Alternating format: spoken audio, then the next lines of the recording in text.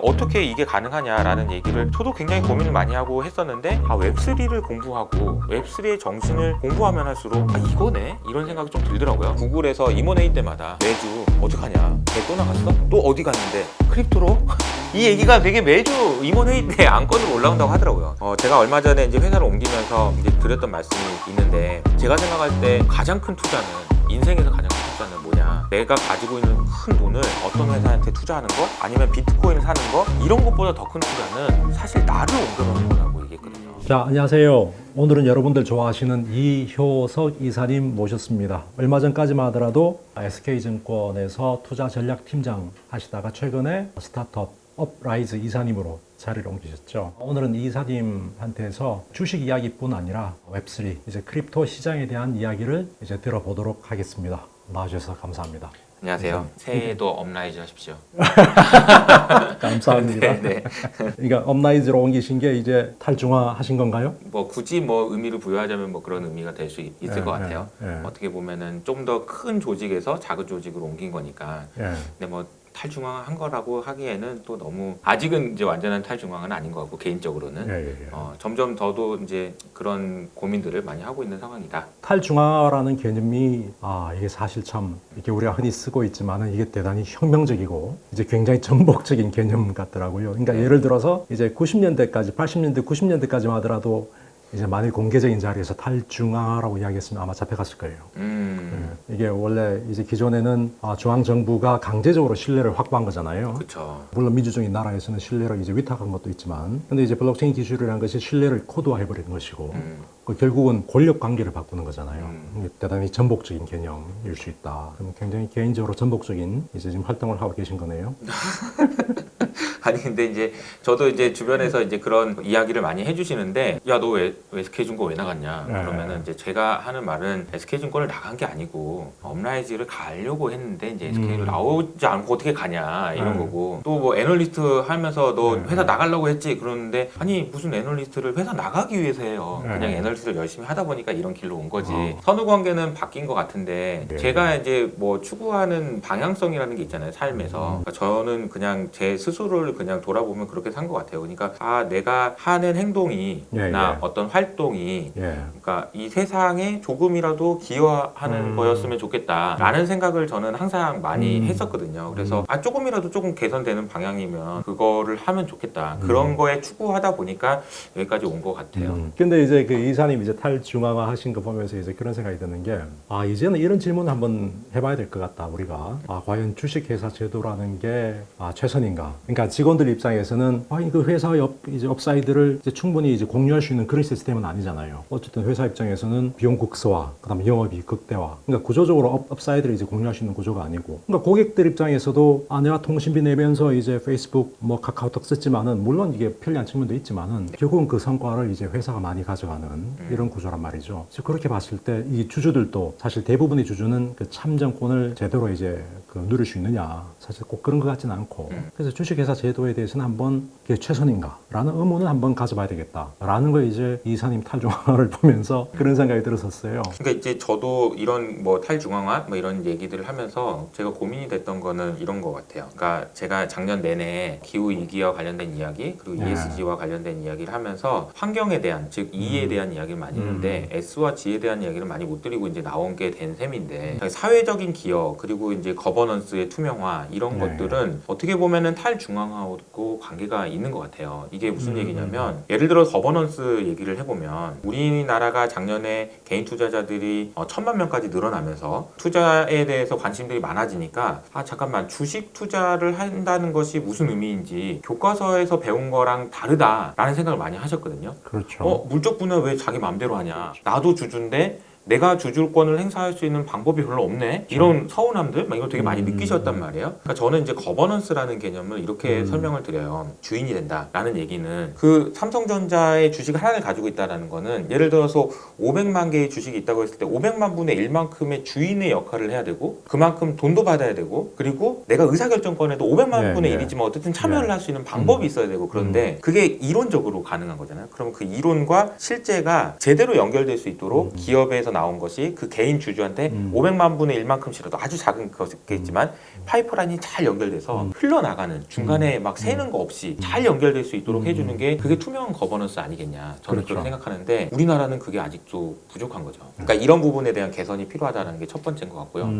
두 번째는 뭐냐면은 이제 그 더 중요한 거일 수 있겠는데 미국 같은 나라에서는 주주 자본주의는 굉장히 잘 돼 있어요. 주식회사 제도는 잘 돼 있어서 제가 말씀드렸던 이런 문제는 사실 우리나라의 문제지 미국의 문제는 아닐 거예요. 왜냐하면 주주면 주주한테 충분히 잘해줘요. 주주한테 정말 잘해줍니다. 주주의 이익을 극대화하기 위해서 가장 최적화됐어요. 근데 그 방향으로 계속 달리다 보니까 어떤 문제가 생겼냐면 환경을 신경 안 쓰고 주주만 이익을 하네. 그러다 보니까 지구를 살릴 수 있는 방법이 없네.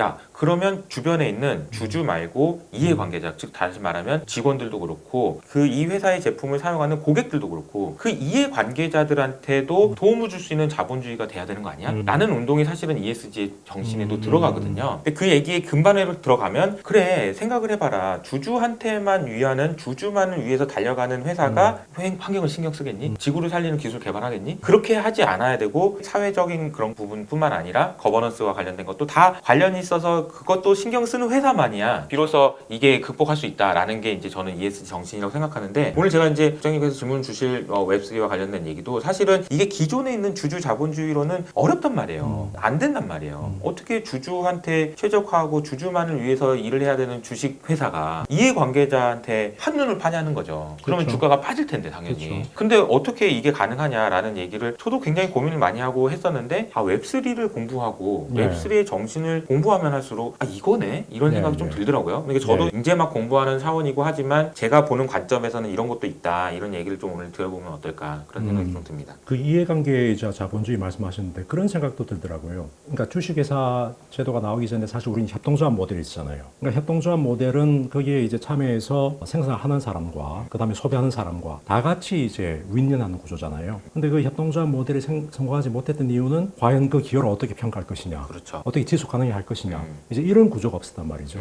근데 그걸 이제 그 웹3는 블록체인 상에서 컴퓨터 코드로 누가 어떤 기여를 했는지 이 기여한 만큼 어떻게 이제 향후 성과를 나눠줄 것인지 이제 그런 기술이 갖춰졌기 때문에 아마 가능하지 않을까. 그러니까 새로운 어떤 협동조합 모델이다. 뭐 그런 생각도 들더라고요. 맞아요. 그러니까, 그러니까 그런 기대를 갖고 있는 거고 이게 기술로서 이게 서포팅을 해준다면 얼마든지 해볼 수 있는 거 아니냐라는 생각들을 지금 하고 있는 것 같아요. 그렇죠. 근데 이 직원들 입장에서는 이제 그런 생각도 드는 게 이게 왜 진보 쪽에서는 이제 고용의 안정성을 이제 굉장히 중시하잖아요. 그렇죠. 그러니까 제가 이 이사님 탈중앙을 보면서 또 이제 보수 쪽에서는 고용의 유연성을 굉장히 강조한단 말이죠. 그럼 유연성과 안정성을 같이 가는 방법 없을까? 뭐 생각해보니까 결국은 이게 다오의 조직일 수도 있겠다. 이 다오라는 게 꼭 이제 그 긴 프로젝트만 있는 게 아니고 짧은 프로젝트도 있잖아요. 그 짧은 프로젝트 안에서 내가 이제 충분히 이제 기여를 하고 그다음에 기여한 만큼 내가 얼마나 이제 받을 것이냐를 이제 코드화해서 받고 그다음에 설령 이제 그 프로젝트가 끝나더라도 뭐 그게 음원이 됐던 영화가 됐던 어떤 작품이 됐던 그게 이제 많이 회자가 된다면 계속 로열티를 받는 구조고 뭐 이런 측면도 있는 것 같더라고요. 꼭 주주 입장뿐 아니라 직원들한테도 어떤 도움이 될 것이냐. 이제 그쵸. 웹3가. 네네네. 네. 그러니까 저도 이제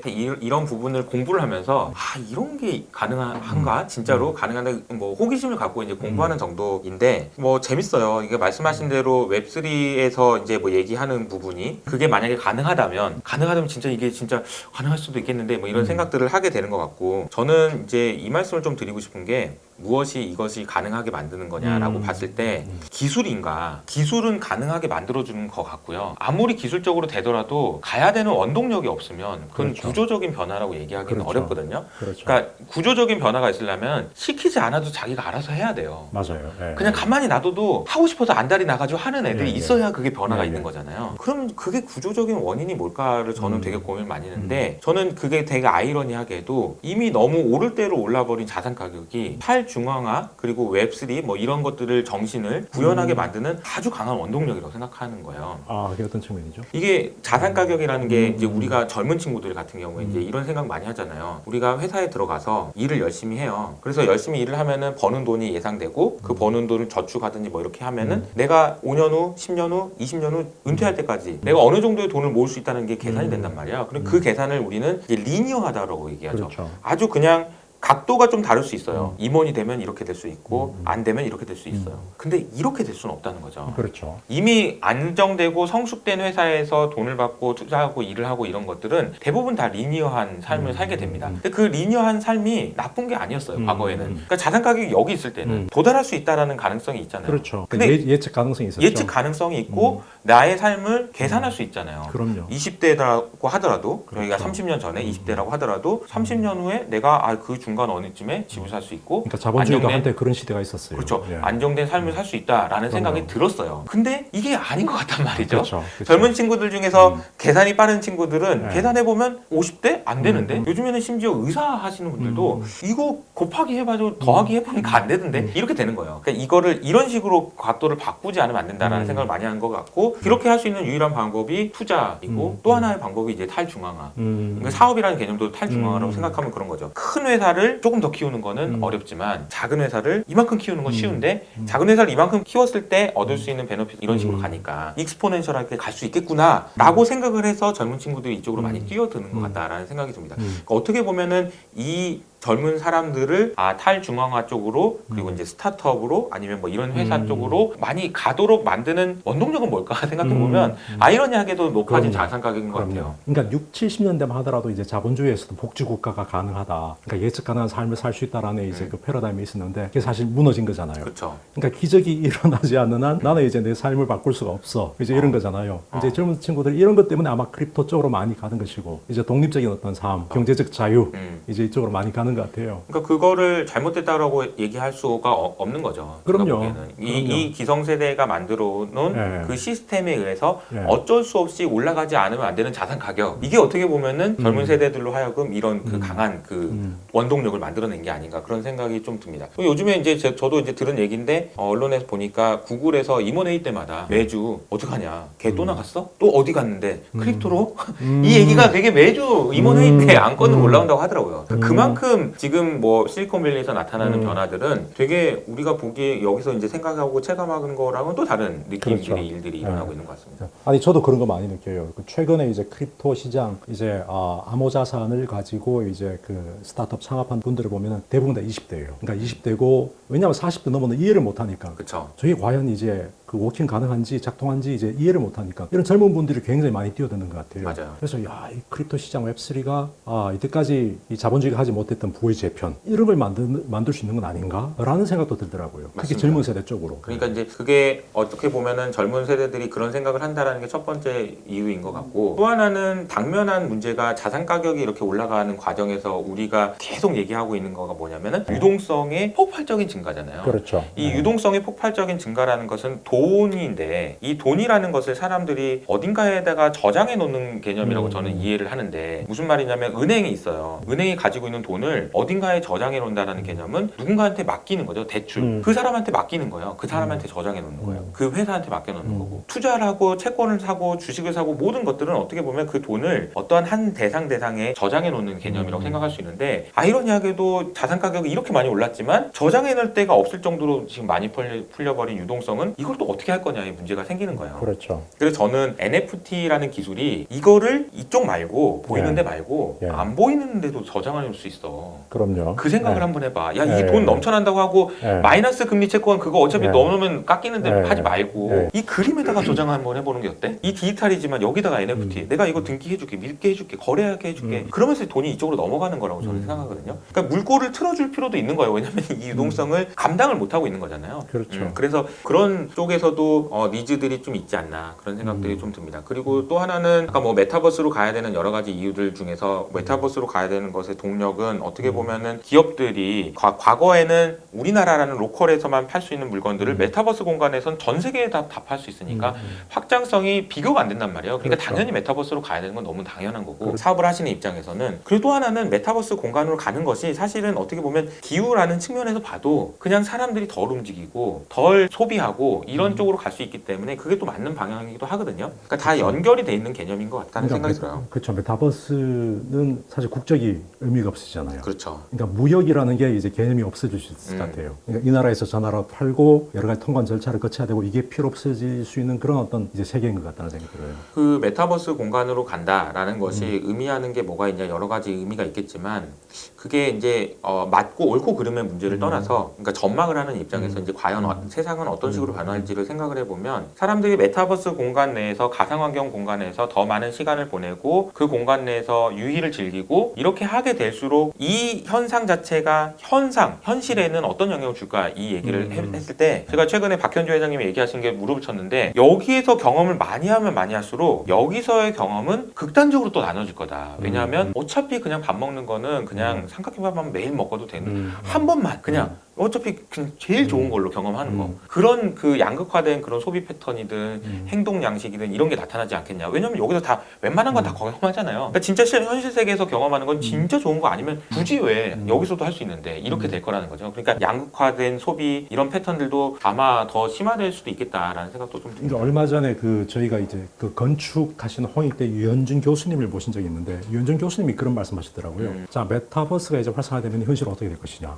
현실에서 이제 살기 어려운 친구들이 많이 메타버스로 갈 것이다. 그러면서 현실은 더 많은 부자들이 럭셔리를 추구하게 될 것이다. 그러니까 가상세계가 아직까지 완전히 자연을 추구할 수는 없잖아요. 그쵸. 그러니까 현실 세계에서 정말 자연과 친화적인 어떤 그런 공간, 또 그런 환경, 더 넓은 이제 부자들이 그런 걸 더 추구하는 그런 양극화가 더 심화가 될 것이다. 뭐 그런 말씀하시더라고요. 이제 그런 같은 개념 같은데. 그리고 또 하나 생각해 보면 우리가 비대면 경제 뭐 이런 얘기를 되게 많이 했지만 사실 비대면 하는 거랑 국장님하고 그냥 평소에 전화하고 이런 거랑 오늘 뭐 밥 먹으면서 얘기하고 이런 거랑 느낌이 완전 다르잖아요. 그렇죠. 이거는 왜 느낌이 다르냐면 옆에 있으면서 보면서 공감하기 때문인 것 같거든요. 사람들과 공감할 수 있는 그런 걸 만들어주는 거. 이게 또 현실 세계에서는 각광받을 수가 있는 것 같아요. 어떤 무슨 사업을 하든 뭘 하든 간에 그 공감이라는 키워드가 없으면 안 되겠다는 생각도 듭니다. 왜냐면 가상 공간에서 없는 뭔가가 있어야지 여기서는 가치가 있는 거잖아요. 그렇죠. 어차피 여기서 다 할 수 있는데 여기서는 못하는 게 공감이란 말이에요. 그러면 여기서도 할 수 있는 그런 것들을 어떻게 마케팅 포인트로 잡고 어떻게 하느냐에 따라서 사업도 방향성도 되게 잡아야 되지 않나 그런 생각도 좀 들어요. 그렇죠. 이제 메타버스 말씀까지 해주셨는데 아까 이해관계자 자본주의 말씀하셨는데 이게 웹3에서는 어떻게 이제 구현이 가능할까? 이제 그런 생각을 해보면은 이제 현실의 세계는 이제 법정화폐가 이제 그 경제를 작동하는 역할을 하는 것이고 네. 그 외에 주식이라는 걸로 이제 사람들의 어떤 기업에 대한 지분 관계가 표현이 되는 것이잖아요. 근데 이제 웹3 세계로 가면은 이게 그 화폐 역할을 하는 게 이제 토큰이 하는 것이고 그 다음에 이제 재화도 NFT화, 토큰화 되는 것이고 그리고 지분도 내가 이제 그 토큰을 소유함으로써 그 커뮤니티에 대해서 토큰을 소유함으로써 이제 내가 그 커뮤니티가 성장하면 나도 이제 이익을 보는 것이고 또 투표권까지 행사할 수 있는 것이고 이쪽은 이제 법정화폐와 주식의 어떤 생태계라면 이쪽은 토큰의 생태계잖아요. 맞아요. 이 토큰의 생태계가 어떻게 이해관계자 자본주의를 구현할 수 있을지 이제 그 부분이 잘 그림이 그려지지 않아요. 그러니까 저도 정확히 웹3에 대해서 이해하지 못하고 있고 얼마 전에 일론 머스크도 그 얘기했잖아요. 웹3 본 사람 있어? 나는 못 봤는데.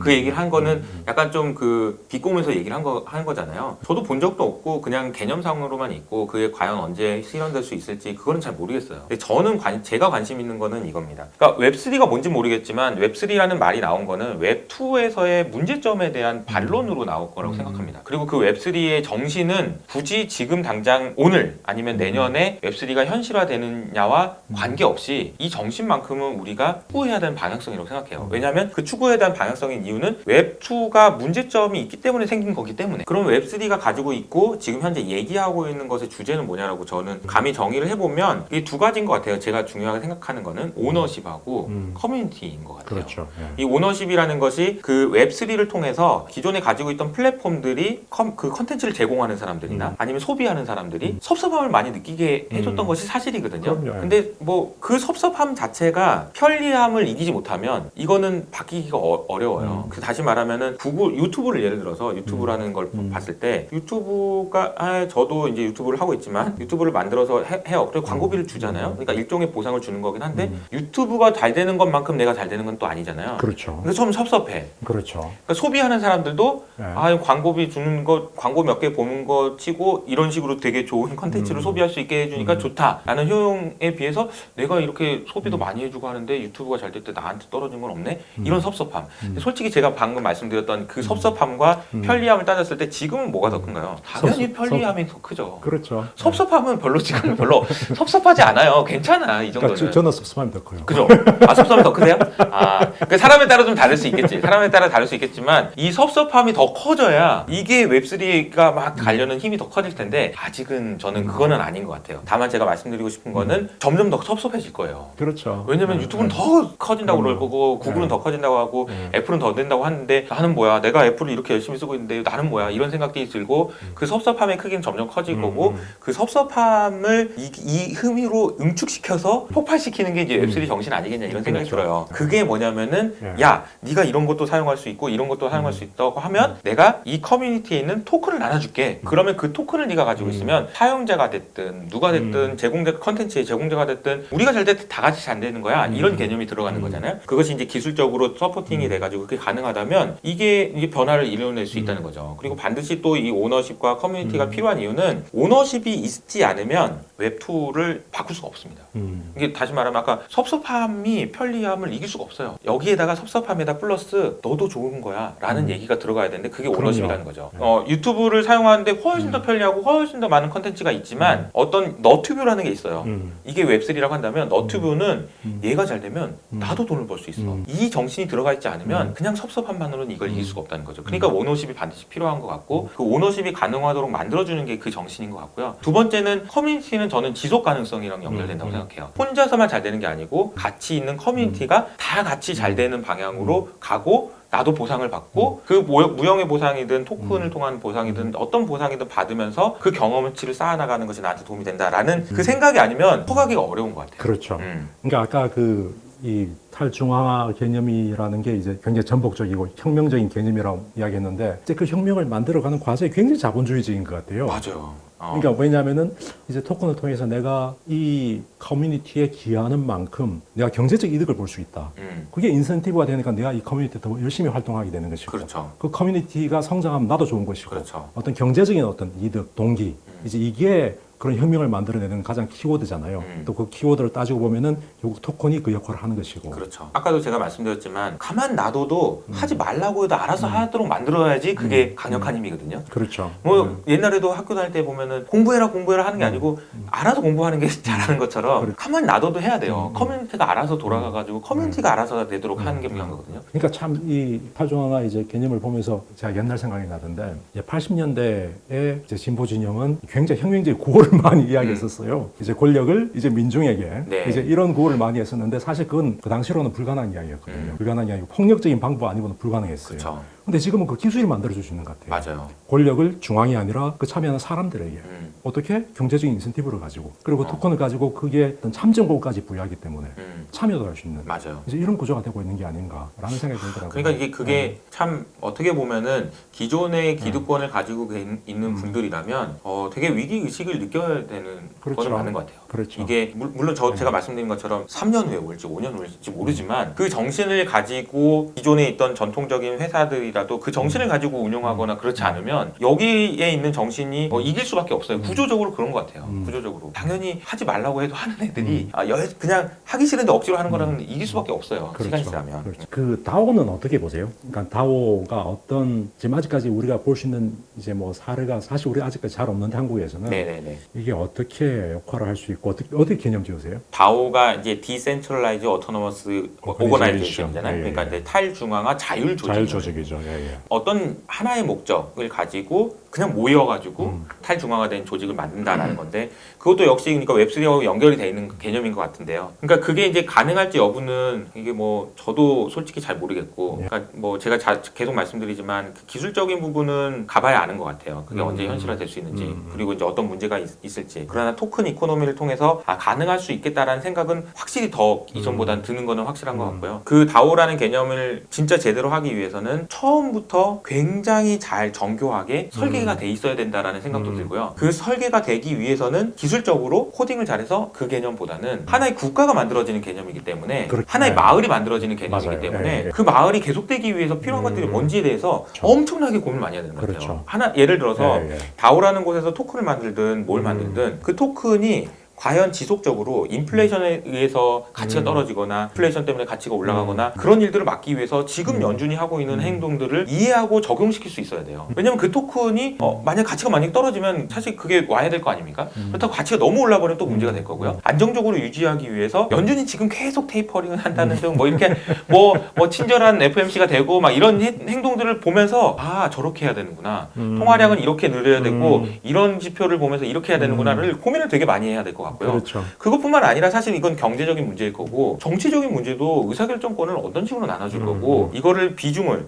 토큰을 어느 정도의 비중을 어떻게 나눠주고 어디까지 탈중화하고 어디까지는 내가 가지고 있고 이 커뮤니티를 더 활성화하기 위해서 지분을 이만큼을 띄워가지고 이거는 여기다 쓰고 이런 배분의 문제를 처음부터 설계를 되게 잘해야 되는 것 같다는 생각이 들어요. 그래서 이거는 이 다오라는 이 개념은 굉장히 실험적인 시도들은 굉장히 앞으로도 많이 나올 것 같고 그 시도들이 성공하는지 여부와 관계없이 이런 시도들은 계속될 것 같다라는 생각도 듭니다. 왜냐하면 이게 너무 좋은 그 구도예요. 이게 기존에는 없던 구도기도 하고 요즘에 이제 얘기하는 긱 이코노미하고도 연관이 돼 있고 다 연결이 돼 있는 거라서 이제 다만 이제 문제는 아까 제가 말씀드린 제가 딱 이 얘기를 한 때 보시는 분도 느꼈겠지만 만만한 게 아닌데 되게 만만한 건 아니에요 또. 그러니까 국가의 개념이 바뀌는 거잖아요. 그렇죠. 이제는 이제 뭐 치리적 국가의 개념이 아니라 어떤 민족적 어떤 그런 개념이 아니라 다오가 하나의 나라가 되는 거잖아요. 네. 그러니까 이 다오가 국가라면은 그 정치가 필요하고 경제가 필요하듯이 그걸 어떻게 설계할 것이냐 맞아요. 굉장히 중요한 것 같아요.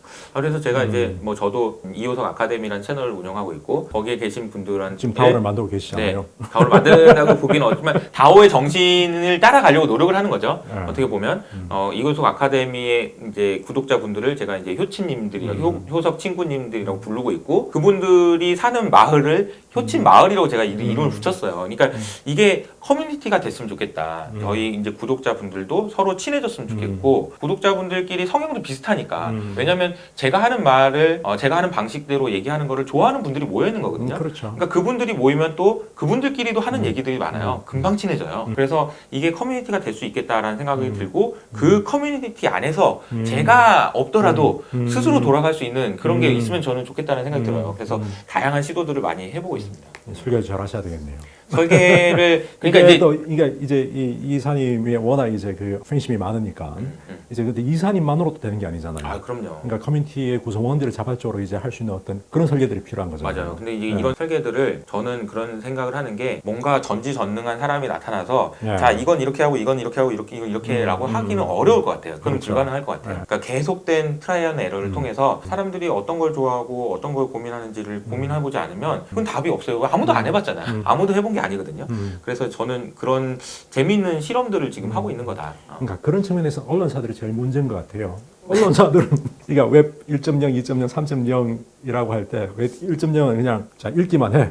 2.0은 읽고 뭐 쓸 수도 있어, 댓글 쓸 수도 있어, 뭐 이런 거잖아요. 3.0은 읽고 쓰고 내가 이 플랫폼의 소유자야, 이제 이런 거잖아요. 근데 지금 대부분의 언론사 매체들은 그냥 열심히 보세요, 읽으세요 이밖에 뿐이잖아요. 그러니까 웹 30년까지 너무나 이제 한참 멀었다는 거죠. 맞아요. 자, 커뮤니티를 어떻게 만들어서 그 안에서 사람들이 어떻게 참여하도록 하고 스스로 프로젝트를 발굴하고 만들도록 하고 이건 내 거야라고 생각할 수 있도록 하게 하는 이런 구조가 정말 앞으로는 커뮤니티 베이스의 어떤 비즈니스 이게 정말 중요한 것 같다. 그게 저는 이 아까 말씀드린 커뮤니티는 오너십이랑 연결되고 그렇죠. 그게 소유권이랑 연결됩니다. 그리고 그 소유권이라는 얘기는 우리가 사실 옛날부터 들었던 주인의식이랑 비슷한 얘기예요. 주인의식을 가져. 어렸을 때는 그 주인의식을 가지란 말이 무슨 말인지 잘 몰랐는데 주인의식을 왜? 내가 왜? 그러니까 가져라고 해서 가질 수 있냐. 그러니까 저는 그게 그냥 지금 말을 주식회사는 저는 거죠. 참 말을 잘 듣는 친구여서 주인의식 가지러 주인의식 가졌어요. 근데 과연 왜 이런 질문을 끊임없이 하게 되잖아요. 솔직히 그런 것들을 주인의식을 갖게 만들기 위해서는 오너십이 필요한 거고 그렇죠. 실질적인 오너십이 필요한 거고 그 오너십이 있어야지만 커뮤니티가 형성될 수 있고 그 커뮤니티가 있어야지만 지속 가능하다. 지속 가능하기 위해서는 왜냐면 이게 고잉 컨선이 되려면 당연히 그냥 가만히 놔둬도 돌아가는 게 중요하단 말이에요. 하지 말라고 해도 아까 계속 말씀하게 되는데 하지 말라고도 해야 하는 사람들이 많아져야 되는 거거든요. 그러니까 그런 식으로 연결이 되지 않을까. 그러니까 아까 기익 이코노미 말씀하셨는데 그게 참 얼마 전에 그 리포트를 하나 했는데 그 재미난 부분이 있더라고요. 그런 생각이 드는 게 기익 이코노미는 나쁜 걸까 좋은 걸까? 기익 노동자는 나쁜 개념일까 좋은 개념일까? 그러니까 선악의 개념으로 볼 수는 없는 문제일 것 같다는 생각이 들더라고요. 맞아요. 기익 이코노미라 하더라도 기익 노동자라 하더라도 어떻게 자기가 이제 그 성과를 가져갈 수 있느냐를 설계하느냐에 따라서 다를 수 있을 것 같다는 생각이 들더라고요. 그러니까 예를 들어서 영화를 만든다. 그러니까 영화를 만들기 위해서는 이게 뭐한 1년 정도 걸리잖아요. 그러니까 1년 후에는 해체가 되는 거잖아요. 근데 영화를 만드는 데는 여러 가지 스텝이 많이 필요하잖아요. 음향을 만드는 사람, 촬영하는 사람, 또 이제 배우들을 섭외하는 팀들, 엄청난 팀들이 많이 필요하잖아요. 이 사람들은 여튼 1년 동안만 고용돼 있는 기익 노동자들은 말이에요. 근데 이 사람들한테 충분히 이제 어떤 알고리즘으로 충분히 이 그 기회에 대해서 이제 보상을 해주고, 또 중요한 거는 1년 뒤에도 그 영화가 잘 된다면은 너는 여기서 15%씩 너는 로열티를 계속 받을 수가 있어. 이제 이런 구조를 짠다면은 기익 이코노미도 어떤 구조로 짜느냐에 따라서 다를 수 있겠구나. 그쵸. 그런 생각이 들더라고요. 예. 그러니까 나중엔 영화도 이게 토큰 이코노미가 되면 그러니까 거기에 참여했던 많은 사람들이 영화가 잘 될 때 수혜를 볼 수 있다. 그렇죠. 이거는 참 신선한 얘기네요. 그러니까 앞으로 그런 일들이 이렇게 벌어지겠죠. 예, 일어날 것 같습니다. 예. 그래서 이제 주식회사 제도나 아니면 기존에 이제 뭐 사람들이 모여서 사업을 하는 방식이 사실 다우로 많이 갈 수도 있겠다. 또 다우의 핵심은 어떤 토큰을 중심으로 한 어떤 보상 이제 이런 거기 때문에 그런 생각이 그래서 듭니다. 뭐 이게 뭐가 맞는지는 잘 모르겠어요. 이제 완벽하게 잘 짜여진 다오를 시작하는 게 맞는지, 아니면 그 조금 엉성하더라도 하는 게 맞는지. 근데 아마 이제 둘 중에 중간 어딘가에 이제 답이 있을 것 같긴 한데, 완벽하게 설계된 다오는 처음부터 없을 테니까. 그렇죠. 그 다양한 시도들이 있지 않을까. 주식 투자하시는 분들이 이 웹3에 대해서, 그리고 사실 이제 토큰, 코인이라고 하면은 사람들이 사실 많이 이제 나는 토큰 하고 있어, 코인 하고 있어 라는 거 많이 꺼리잖아요. 특히 주식 투자하는 사람, 나는 주식 하고 있어 라고는 용기 있게 말하지만은 난 코인 투자하고 있으면 굉장히 이제 꺼리는 이제 용어란 말이죠. 이게 참 어떻게 보면은 잘못된 어떤 관념일 수도 있는데, 그러니까 주식 투자자들이 코인에 대해서, 토큰에 대해서, 암호 자산에 대해서 관심을 가져야 될 이유가 뭡니까?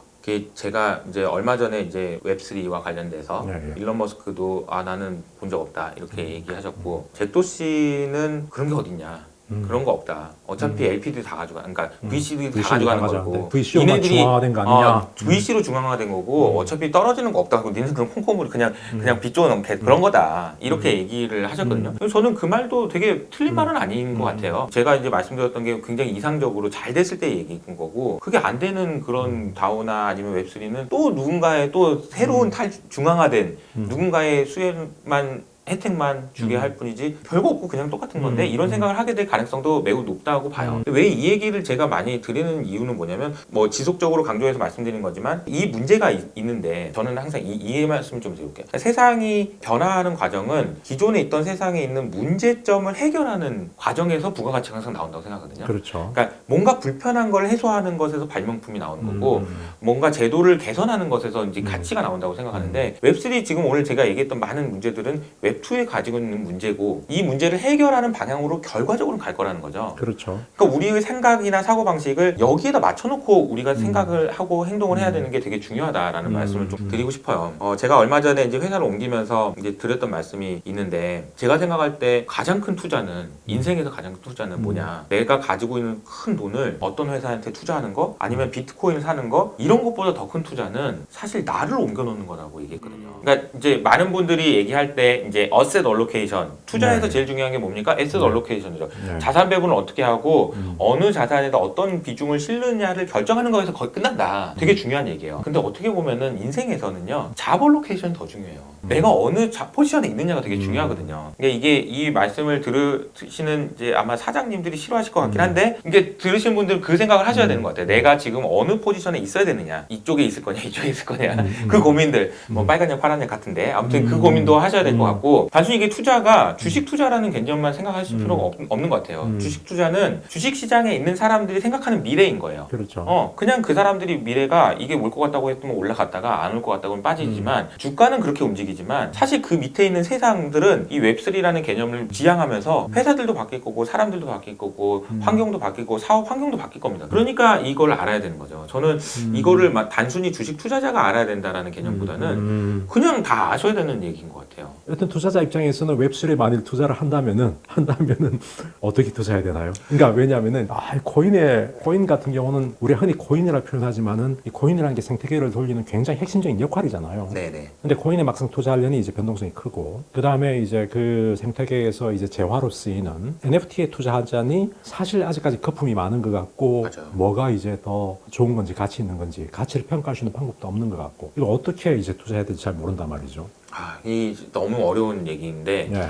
제가 주식을 어떻게 하세요라고 조언 드리기도 진짜 어려웠는데 코인은 이거는 뭐 어떻게 말을 꺼내야 될지를 잘 모르겠어요 솔직히. 이거는 어떻게 해야 되지? 왜냐하면 기존의 코인 업계에 계신 분들이나 아니면 이쪽에 굉장히 오랫동안 하신 분들도 너무 빨라가지고 따라가기 어렵다라고 얘기하는데 아예 코인이 뭔지도 모르고 비트코인이 뭔지도 모르는 분들은 도대체 어떻게 따라갈 것이냐 이런 문제가 있고요.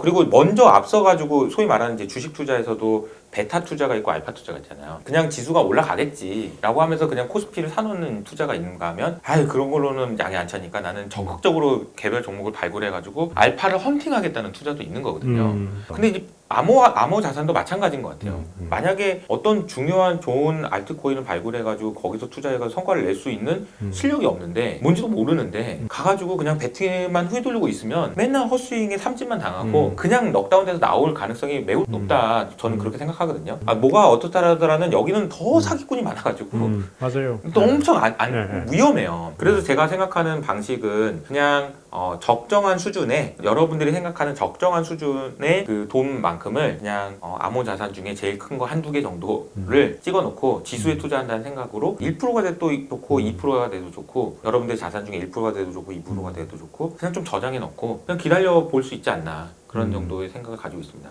얼마 전에 레이 달리오도 비트코인의 적정 투자 비중 난 1에서 2% 정도는 가지고 있어도 되는 것 같다 이런 식으로 얘기를 하셨는데 그 비중은 사람에 따라 다 다를 거예요. 저도 다르고요. 그래서 그 비중에 대한 고민을 하셨다면 그 비중만큼은 그냥 저장해 놓는다는 개념으로 가지고 계시는 거를 추천드린다. 이 정도로 말씀드리는 게 지금 최선이 아닐까 그런 생각이 듭니다. 네. 뭘 사세요 이런 얘기는 절대 못 드리고요. 그렇죠. 대신에 그냥 열린 사고로 가지고 있어야 될 것 같다. 왜냐하면 돌아가는 판을 보니 그런 것 같다. 비트코인이 없어지진 않을 것 같고 이더리움도 없어지진 않을 것 같다. 이런 생각을 드는 거죠. 그런 생각이 드네요. 지금은 이제 증권사회 리서치 센터가 이제 기업만 분석하잖아요. 기업을 분석하고 애널리스트도 그 주식 종목을 이제 분석하는데 앞으로는 그러니까 코인의 가격이 등락이 아니라 이제 코인이 만들어내고 있는 생태계, 그 다음에 이제 그 NFT를 둘러싸고 있는 어떤 커뮤니티의 어떤 가치를 평가하는 그런 애널리스트도 많아질 거다. 그러니까 리서치 센터의 역할이 이제 아마 그런 커뮤니티를 평가하는 그런 역할이 굉장히 커질 것 같다는 생각이 드네요. 그 말씀을 하시는 걸 들으니까 이제 제가 얼마 전까지 리서치 센터에 있을 때 ESG를 하라고 하면은 너무 힘들어하는 애널리스트들이 많았는데 ESG를 넘어서 그것까지 해야 된다고 진짜 힘드실 것 같은데 저는 이제 애널리스트가 아니니까 좀 편한 마음으로 먼 미래에는 그렇게 될 수도 있겠다 정도로 동의하는 걸로 한 3년 후 5년 후에는 그렇게 될 수도 있겠죠. 그 나오신 김에 그 말씀도 좀 해주십시오. 그 요소 아카데미를 보니까 원래 주식시장에 대해서는 조금 긍정적이시지 않던데 왜 그렇게 보시는지에 대해서 조금 위기도 준비해야 된다라고 말씀도 하신 것 같은데 그 말씀 좀 잠깐 해주시죠. 그러니까 저는 이렇게 생각이 드는 게 모든 게 그냥 사이클이 있고 그 사이클에 순응할 필요가 있다라고 생각해요. 억지로 막 안 되는 걸 막 할 필요는 없다고 생각하거든요. 그러니까 재작년 5월달에 주가가 많이 빠졌다가 올라오는 과정에서는 그냥 되게 좋은 거예요. 아주 좋은 국면이었고 아주 좋은 국면이 그 다음에 더 좋은 국면 그리고 또 더 좋은 이런 거는 사실 쉽지가 않아요. 아주 좋다가 좀 덜 좋고 덜 좋다가 안 좋아지기 시작하고 더 안 좋아지기 시작하고 이렇게 되는 거죠. 항상 그런 구조라고 보면 저는 지금은 투자하기에는 덜 좋은 환경으로는 움직인 것 같다. 적어도 우리나라를 포함한 신흥국에서는 그렇게 된 것 같고요. 다만 변수가 있다라고 하면은 얼마 전에 대선 토론 후보들 이렇게 채널에 나와가지고 얘기한 걸 들어보니까 공통적으로 하는 얘기가 있더라고요. 우리나라 지배구조 바꿔야 된다. 그리고 그런 얘기를 하셨는데 물론 이제 말뿐으로 끝나면 안 되겠지만 만약에 그게 진짜 현실화돼가지고 외국인 투자자들도 느낄 정도로 체감할 정도로 한국에 있는 지배구조가 옛날에는 진짜 안 좋았는데 언제 이렇게 좋아졌어? 야 파이프라인에 이게 물이 줄줄줄줄 새던데 이게 언제 다 꼬맸어? 이제는 그냥 이거 그대로 주주한테 오네? 야, 그러면 나도 투자해야 되겠다 라는 생각으로 바뀐다라는 변수는 남겨놓고 그거는 엄청 좋은 일일 것 같아요. 근데 그게 아니라면 그냥 전체적인 사이클로 봤을 때는 우리나라 이제 투자 환경이 썩 이렇게 넉넉하진 않다. 막 주가가 여기서 뭐 4천, 5천 이렇게 갈 성격은 아니다. 근데 긍정적이지 않냐? 그건 아니에요. 긍정적으로 보시긴 하되 덜 긍정적으로 볼 수 있는 것 같다. 그리고 또 하나는 뭐냐면은 제일 중요한 건 결국은 이제 연준의 금리 정책일 것 같고요. 그렇죠. 저도 열심히 이제 연준에서 나오는 페이퍼나 이런 것들을 읽어보면 연준에서 페이퍼에서 힌트를 많이 줘요. 무슨 생각을 하고 있는지가 나와요. 과거에 이제 AIT 뭐 평균 물가 목표제 이런 거 도입할 때는 디플레이션 얘기만 엄청 하다가 요새 뭐 인플레이션 어떻게 잡아야 되고 금리 정상화해야 되는 이유가 뭐고 이런 논문들이 많이 나와요. 그리고 실제로도 시장에서도 빠르면 3월 달에도 인상할 수 있다 이런 얘기들도 나와요. 그렇죠. 그러면 금리를 인상하면 어떤 분들은 이제 괜찮다고 얘기하시는 분도 있는데 과거에 그런 적은 없었습니다. 항상 이게 미국이 금리를 인상한다라는 거는 전 세계 투자자들한테 주는 명확한 시그널이 있는 거예요. 야 그만 놀고 이제 들어와라. 그만 놀고 들어와서 좀 쉬어. 이런 얘기 시그널이거든요. 근데 이제 그 와중에 이제 어떻게든 뭘 해보겠다고 이렇게 하는 것보다는 그냥 조금 뭐 위기가 올 수 있다라는 생각도 갖고 그리고 좀 덜 좋은 환경이라는 걸 인정하고 순응하는 게 맞지 않을까. 제가 이제 위기라는 표현을 썼던 거는 사실 이런 정도의 위기는 아니에요. 그러니까 좋은 환경에서 덜 좋은 게 아니고 안 좋아질 수 있는 환경을 말한 건데요. 그러니까 금리를 올리더라도 이제 인플레가 안 잡힐 경우. 네, 그걸 이제 제가 이제 예. 채널에서 말씀드렸던 건데 네. 금리를 올렸는데도 인플레가 안 잡히면 그때는 좀 고민을 하실 필요가 있다. 그 생각은 있습니다. 왜냐하면 저는 솔직히 지금 금리를 올린다고 해서 물가를 잡을 수 있다고 생각하지가 않아요. 이 지금 나오는 물가는 금리 올린다고 잡을 수 있는 물가가 아니에요. 아니 연준이 금리 올린다고 갑자기 반도체 생산이 잘 되나요? 아니잖아요. 공급망의 이슈는 공급망이 풀어야 되는 문제지 금리로 푸는 문제가 아니거든요. 금리로 풀 수 있는 거 그리고 테이퍼링 이런 워딩으로 풀 수 있는 거는 사람들의 심리적인 걸 좌지우지하는 거고 인플레가 많이 올 것 같다라는 심리를 좀 누그러뜨리는 데 영향이 있는 거지. 실질적으로 공급망을 해소하는 거 아니면은 그린플레이션으로 해서 그린으로 가는 걸 막을 수 있나? 그런 건 아니에요. 이거는 막을 수가 없어요.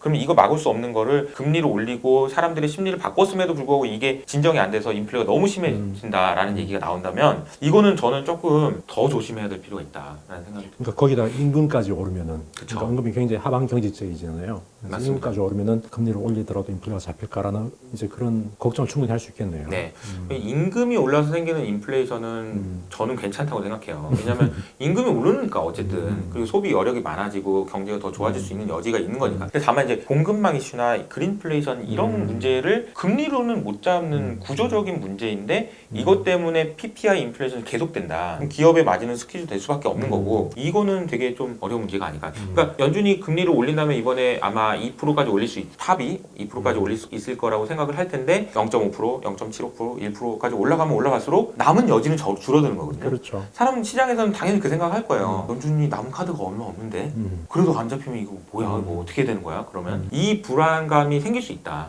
그래서 어떻게 확인할 수 있을까요? 계속 매달 인플레이션 지표는 나오고 그리고 연준의 행동에 따라서 연준의 남은 룸도 나오겠죠. FOMC 할 때마다 점도표가 찍히니까 아 룸은 얼마큼 남았는데 이건 얼마큼 남았구나. 이걸 비교하면서 좀 생각을 해보실 필요가 있는 것 같아요. 이거 그러니까 올해는 되게 면밀하게 인플레이션 숫자나 이런 것들을 확인하실 필요가 있는 것 같고 또 하나는 제가 이제 뭐 지정학 리스크는 변수가 아니고 상수다 이렇게 표현도 드렸는데 왜냐면 아니 그러니까 들어와 그러면 밖에서 그냥 뛰어놀 때는 그냥 다 좋고 그랬는데 들어오라고 하면은 어디선가 문제가 생겨서 뭐 싸울 수 있을 수도 있고 뭐 할 수도 있는 거거든요. 지금 우리가 잘 알고 있는 러시아와 우크라이나뿐만 아니라 이거 말고 다른 어떤 공간에서도 싸울 수도가 있고 뭐 문제가 생길 수도 있고 부채 위기가 생길 수도 있고 여러 가지 문제가 생길 수 있다라는 거는 당연히 그럴 수 있다라고 생각을 해야지 그러면 안 되라고 생각하는 것도 문제인 것 같아요.